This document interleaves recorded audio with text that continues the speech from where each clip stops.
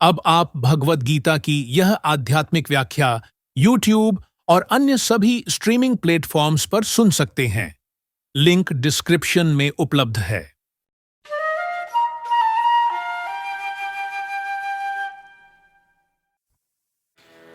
Shrimad Bhagavad Gita chapter 5 श्लोक 13। सर्वकर्माणि मनसा सन्न्यस्यास्ते सुखं वशी नवद्वारे पुरे देहि नेवं कुर्वन्य कारयन्। जिसकी इंद्रिया और मन उसके वश में है, ऐसा देहधारी इंसान, देहधारी मतलब जिसने अपने शरीर को धारण करके रखा है, वैसा देहधारी इंसान 9 द्वारों वाले घर में सब कुछ त्याग करके, विवेक पूर्वक सब कुछ त्याग करके, मतलब ऐसा ही नहीं कि वो सब कुछ छोड़ के, एकदम विवेक पूर्वक मतलब वो कर्म कर रहा है बट उससे अटैच है नहीं, वैसा भगवान यहाँ पे वो कह रहे हैं। तो विवेक पूर्वक सब कुछ त्याग करके निसंदेह बिना किसी डाउट के न कुछ करता है और न करवाता है, तो वो इंसान वहां पर सुख पूर्वक रहता है। अभी भगवान बोलते हैं कि 9 द्वारों वाले घर में जो इंसान, जिसकी इंद्रिया और जिसकी इच्छा उसके कंट्रोल में है, जिसने अपने स्वभाव को, बिहेवियर को ही कंट्रोल कर लिया है। अब ये 9 द्वार क्या है, भगवान यहाँ पे बोलते हैं हमारे शरीर में जो 2 आंख है, एक मुंह है, तो ऐसे टोटल 9 द्वार है। ठीक है, तो जब तक हम उस 9 द्वारों को अपना मानेंगे, मतलब ये मुंह मेरा है, ये आंखें मेरी है, जब तक ऐसा मैं उन सब चीजों को अपना मानूंगा, तब ही मेरे अंदर बहुत घमंड होगा।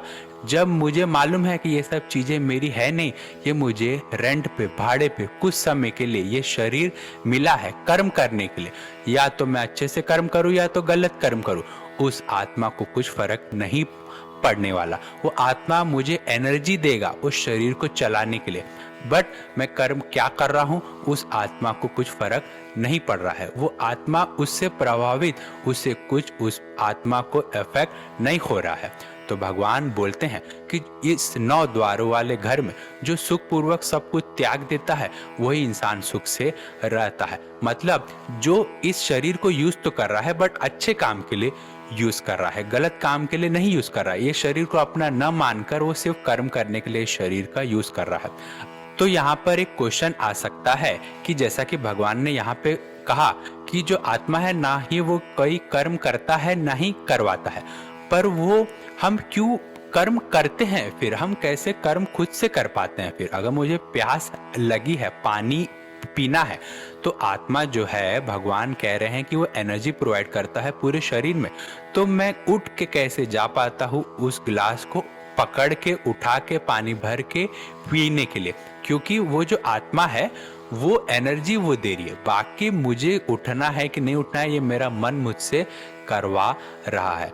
तो जैसे सन है, ठीक है, सूर्य, अभी वो सनराइज हुआ तो उसने अपना ब्राइटनेस सबको दिया, तो कोई दिन में जॉब कर रहा है, कोई बिजनेस कर रहा है, कोई पढ़ रहा है, कोई गलत काम कर रहा है, कोई चोरी कर रहा है, कोई डकैती कर रहा है, तो सन को कोई फर्क नहीं पड़ रहा है। सूर्य का काम तो है कि प्रकाश देना।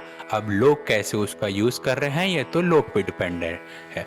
तो वैसे ही जो सोल है, जो आत्मा है, वो एनर्जी सारे बॉडी को एक साथ देती है। अभी वो इंसान पे है कि वो अच्छा काम करे कि गलत काम करे, क्योंकि हमको क्वेश्चन आता है ना कि अगर भगवान ने ये शरीर बनाया, अगर गलत काम है तो उन्होंने ऐसा मैकेनिज्म ही क्यों रखा कि इंसान गलत काम नहीं करे।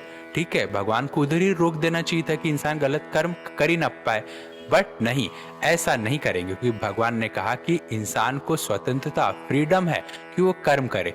तो आत्मा का काम है शरीर को एनर्जी प्रोवाइड करना, इंसान का काम है कि वो एनर्जी को कैसे यूटिलाइज करे। तो वही भगवान कहते हैं, जिसने ये सब इच्छा शक्ति इन सब का त्याग कर दिया है, वह इस 9 द्वारों वाले शरीर में 2 आंख, नाक, कान, इन सबको मिला के 9 द्वारों वाला जो शरीर है, उसमें इंसान सुख पूर्वक रहता है, मतलब वो अपने शरीर से दुखी नहीं होता है। तो वही भगवान इस श्लोक में बताते हैं।